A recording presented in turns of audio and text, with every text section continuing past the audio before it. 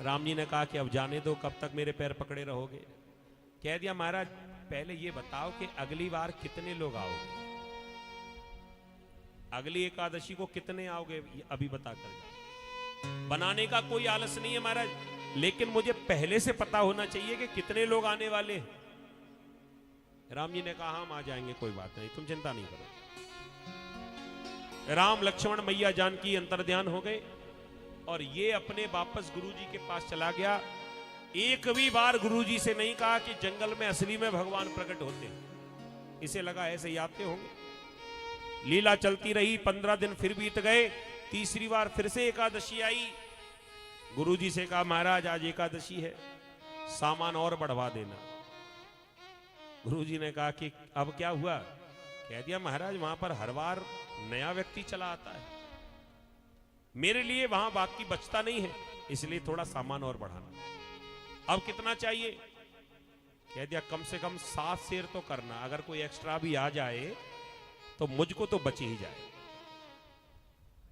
गुरुजी को लगा कहीं ऐसा तो नहीं कि भगवान के नाम से यहां से लेकर जाता हो, इतना तो खा नहीं सकता ये, बाजार में जाकर कहीं बेचता तो नहीं है, ये घी बेच देता हो, अन्न बेच देता हो, मिर्च मसाला जाकर बाजार में किसी को दे आता हो।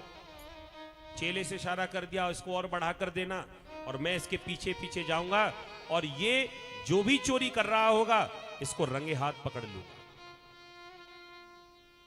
चेले ने वही किया। आज बहुत सारा सामान लेकर और सीधे जंगल में पहुंचा, नदी के किनारे। ये पेटू भगत मन में सोच रहा था कि भगवान जब अकेले बुला रहा था तो अकेले नहीं आए, एक को लेकर आए, 2 को बुलाया तो 3 को लेकर आए, और मुझे पता है कि आज भी कुछ ना कुछ गड़बड़ तो करेंगे ही। हर बार मेहनत करता हूं, मुझे खाने को मिलता नहीं है।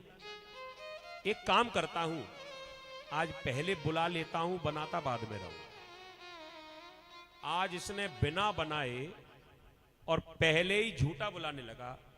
राजा राम आइए, लक्ष्मण राम आइए, सीता राम आइए, मेरे भोजन का भोग लगाइए, ओ मेरे भोजन का भोग लगाइए, ओ मेरे भोजन का भोग लगाइए, मेरे भोजन का भोग लगाइए। आ जाओ महाराज, बड़ी जोर की भूख लगी है। जब जंगल में भक्त ने कीनी करुण पुकार, जब जंगल में भक्त ने कीनी करुण पुकार, तब ते ही क्षण में प्रकट हो गया पूर्ण राम दरबार। बोली रामचंद्र भगवान की।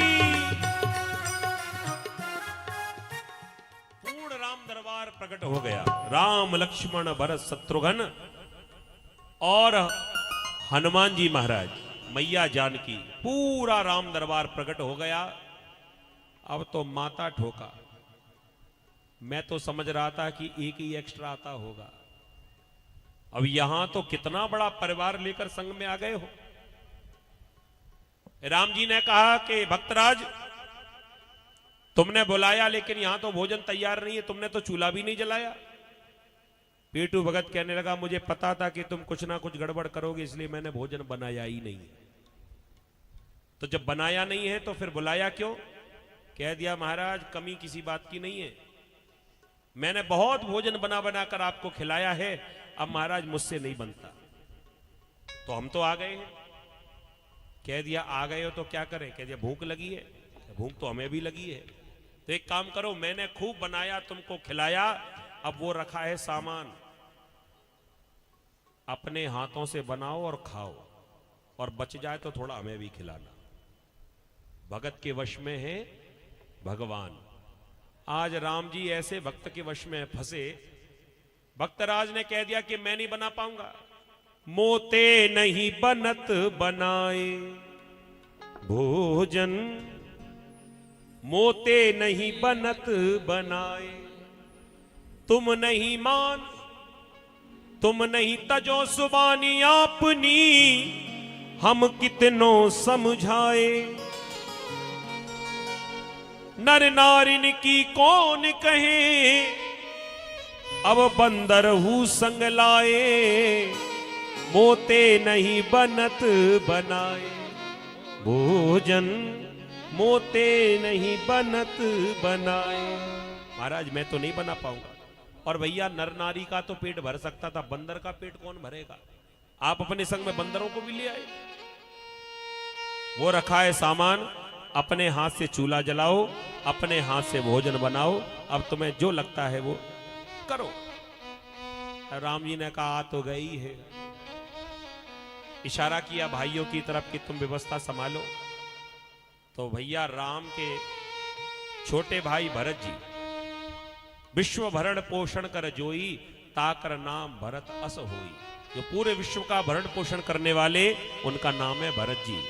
तो आज भरत जी ने पूरे भंडारे की व्यवस्था अपने हाथ में ले ली।